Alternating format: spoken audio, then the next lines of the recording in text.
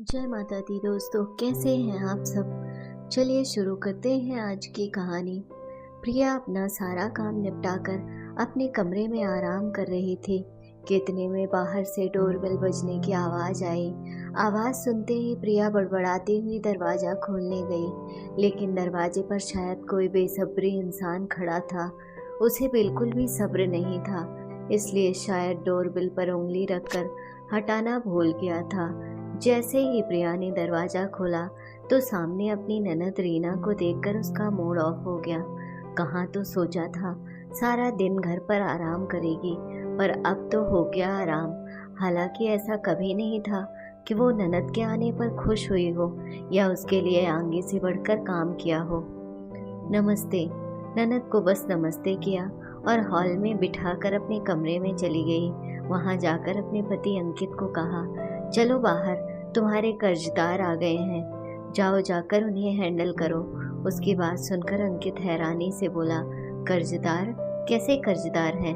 मैंने तो किसी से कर्जा नहीं लिया, फिर कौन आया है? उसकी बात सुनकर प्रिया मुंह बिगाड़ते हुए बोली, अच्छा, फिर तुम्हारी बहन आए दिन यहाँ क्या लेने आती है? ना खुद चैन से रहती है, ना हमें चैन से रहने देती है। अरे दीदी आई हैं तो खुश होने की जगह ऐसे उटपटांग बातें क्यों कर रही हो?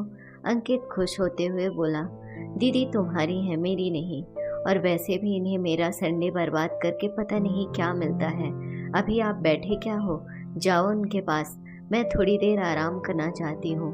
अरे आराम करना है तो कर लेना, किसने मना किया है तुम्हें? तुमने पानी वगैरह तो पकड़ा दिया ना उन्हें। तुम्हारी बहन है, तुम खुद कर लो, मुझे आराम करने दो। प्रिया आंखें तरेरते हुए बोली। अंकित उसके आगे कुछ कह नहीं पाया और सीधे कमरे से बाहर निकलकर बाहर आ गया। बाहर रीना को बैठा देखकर अंकित उसके पास आया और उसके पैर छूकर बोला, कैसे हो दीदी आप? अकेले आए हो? गुड़िया को भी साथ ले आते। बस मैं ठीक हूँ, गुड़िया आज अपनी दादी के साथ मंदिर गई है। तू बता कैसा है? मैं भी ठीक हूँ दीदी, आप बैठो जरा, मैं आपके लिए चाय पानी लेकर आया। रीना ने कुछ नहीं कहा।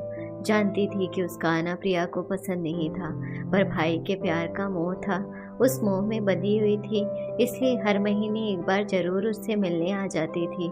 रीना 15 साल की और अंकित 10 साल का था जब मम्मी पापा की डेथ हुई थी। माँ पापा की मौत के बाद ताऊ जी ताई जी ने तो रखने से मना कर दिया। आखिर नाना नानी ने उन्हें अपने घर में शरण दी, पर वहाँ मामी को ये बात पसंद नहीं आई, इसलिए आए दिन घर में कलेश मचा देती। घर का अधिकतर काम ही रीना पर आ गया था। जैसे तैसे रीना की स्कूली शिक्षा पूरी हुई तो वह एक प्राइवेट स्कूल में प्राइमरी टीचर के तौर पर काम करने लगी। अब डिग्री तो थी नहीं, इसलिए सैलरी भी उतनी नहीं थी, पर जो भी था स्वाभिमान को बचाने के लिए काफ़ी था, और बस एक सपना कि अपने भाई को पैरों पर खड़ा कर दे। पर इधर तो उसकी मामी ने उसकी शादी ही लगा दी। ऊपर से नानी भी चाहती थी कि उनके जीते जी रीना की शादी हो जाए तो बेहतर है। आखिर उन्हें रीना के लिए मनीष पसंद आ गया था और मनीष के साथ उसकी शादी कर दी। मनीष एक मध्यम वर्गीय परिवार का बेटा था जो राशन की दुकान चलाता था। इतना तो कमा ही लेता था कि अपना और अपने परिवार का पेट अच्छे से पाल ले। ऊपर से रीना भी टीचर थी। दोनों पति पत्नी मिलकर घर को अच्छे से संभाल रहे थे। इधर अंकित की स्कूली पढ़ाई पूरी हो गई थी, वो इंजीनियरिंग करना चाहता था, पर इस दौरान नाना जी की मृत्यु हो गई। अब नानी तो खुद मामा मामी पर आश्रित हो गई। ऐसे में उसकी पढ़ाई का खर्चा कैसे निकलता? ऐसे में रीना ने अंकित की पढ़ाई का जिम्मा उठाया, इसलिए रीना होम ट्यूशन तक लेने लगी थी। उसे अपने भाई को पैरों पर खड़े होता देखना था, इसलिए वो खूब मेहनत कर रही थी। पर उसे खुशी इस बात की थी कि मनीष और उसके सास ससुर ने कभी उसे इसके लिए रोका नहीं, बल्कि मिलजुल कर सब घर संभालते थे। इस कारण अंकित अपने दीदी जीजा जी का बहुत सम्मान करता था और आखिर उसकी मेहनत रंग लाई। अंकित पढ़ लिख कर इंजीनियर बन गया और एक मल्टीनेशनल कंपनी में जॉब करने लगा। वहीं उसे साथ काम करने वाली प्रिया पसंद आ गई और उसने प्रिया से शादी कर ली। प्रिया को रीना का घर पर आना बिल्कुल पसंद नहीं था। उसे लगता था कि ये लोग लोअर क्लास को बिलोंग करते हैं, उनका कोई स्टैंडर्ड नहीं है। कहाँ प्रिया और अंकित का अच्छा खासा पैकेज है और कहाँ रीना और उसके पति मध्यम वर्गीय परिवार के लोग। कहीं से कहीं तक कोई मेल नहीं था। ये बात रीना भी अच्छे से समझ रही थी। इस कारण उसने धीरे धीरे अंकित के घर आना कम कर दिया। जब प्रिया और अंकित ने अपने एक नए फ्लैट का मुहूर्त किया, तब रीना अपने साथ सुंदर बंधनवार लेकर आई थी। साथ ही नीम के पत्तों और अशोक के पत्तों के बंधनवार अपने हाथों से बनाकर लाई थी। खुशी खुशी वो उस बंधनवार को घर के मुख्य द्वार पर लगाने लगी तो प्रिया ने ठोक दिया, ये आप क्या कर रही हो? इसे यहाँ क्यों लगा रही हो? अचानक प्रिया के टोकने पर रीना एक पल के लिए बंधनवार लगाती लगाती रुक गई, पर फिर बोली, प्रिया ये पत्तों के बंधनवार तो बहुत शुभ होते हैं, इन्हें दरवाजे पर ही लगाया जाता है। हर शुभ कार्य में हमारी हिंदू संस्कृति के हिसाब से इन्हें मुख्य दरवाजे पर लगाया जाता है, जिससे सकारात्मक ऊर्जा घर में आए और घर में सुख संपदा, यश, कीर्ति और शांति का वास हो। मैं नहीं मानती इन सब ढकोसलों को। आप दरवाजे पर ये सब ओल्ड फैशन चीज़ें नहीं लगाएंगी। आपको आपका नेक चाहिए ना, मैं आपको दिलवा दूंगी, पर भगवान के लिए मेरे घर को गंदा मत कीजिए। प्रिया की बात सुनकर रीना हैरान रह गई। पर मैं यहाँ नेग लेने नहीं आई हूँ। आप ये सब क्यों कर रही हैं सब समझ में आता है। कोई भी ननद अपना नेग नहीं छोड़ती, सभी इसी लालच में ये सब करती हैं। रीना कुछ कहने को हुई, तभी उसका ध्यान मनीष की तरफ गया। मनीष ने इशारे से बंधनवार लगाने से मना कर दिया। रीना ने उन बंधनवारों को मन महसूस कर वापस अपने बैग में रख लिया। जब ये बात अंकित को पता चली तो दोनों वहीं रिश्तेदारों के सामने ही लड़ पड़े। ये देखकर रीना को बिल्कुल अच्छा नहीं लगा, तो उसने उन दोनों को चुप कराने की कोशिश की, पर प्रिया ने उस पर ही इल्ज़ाम लगाते हुए कहा, अब तो मिल गई आपको तसल्ली। मेरे घर की शांति भंग करके मन को बड़ा सुकून मिल गया होगा आपको। क्या लेने के लिए आप ऐसी हरकतें करती हो?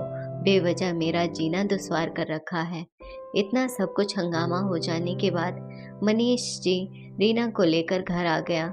उस दिन के बाद मनीष जी ने तो कभी भी उनके घर में कदम नहीं रखा, पर रीना तो भाई के प्यार से बंधी हुई थी, इसलिए अब महीने में एक बार ही आती थी। इतने में अंकित चाय बनाकर ले आया। रीना ने चाय पी और थोड़ी इधर उधर की बातें की, वहाँ से रवाना हो गई। अंकित अभी दरवाज़ा बंद करके हटा ही था कि इतने में प्रिया ने आकर कहा, आज क्या लेकर गई है तुम्हारी बहन यहाँ से?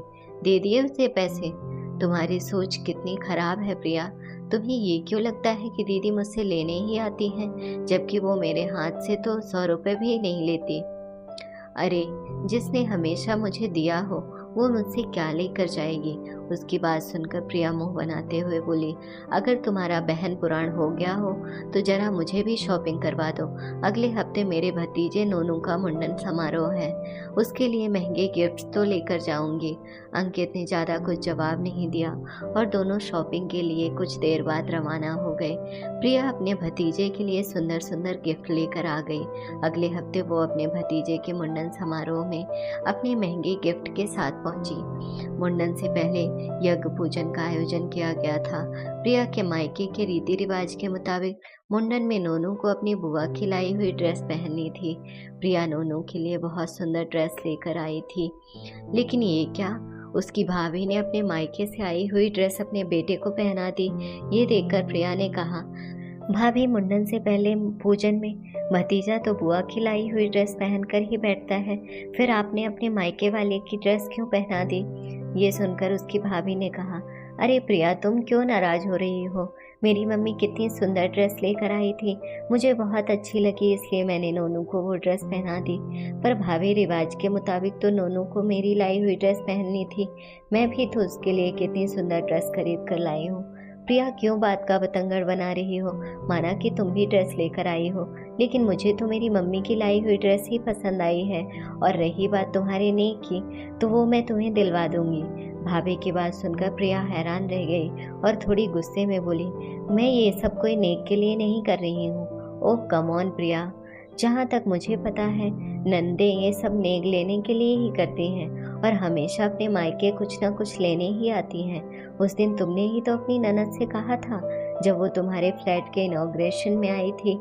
प्रिया की भाभी तो ये बात कहकर अपने बच्चे को गोद में लेकर चली गई, पर प्रिया ये सब सुनकर शॉक्ड रह गई। आखिर उसकी भाभी ने गलत भी क्या कहा था? उसने तो उसे आईना दिखाया था।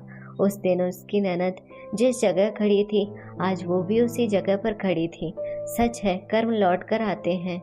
सच है, जब तक इंसान को कोई झटका नहीं लगता, उसे अपनी गलती का एहसास ही नहीं होता। प्रिया को अपनी गलती का एहसास हो चुका था, इसलिए जब इस बार रीना अंकित से मिलने के लिए आई तो प्रिया ने उसका अच्छे से स्वागत किया।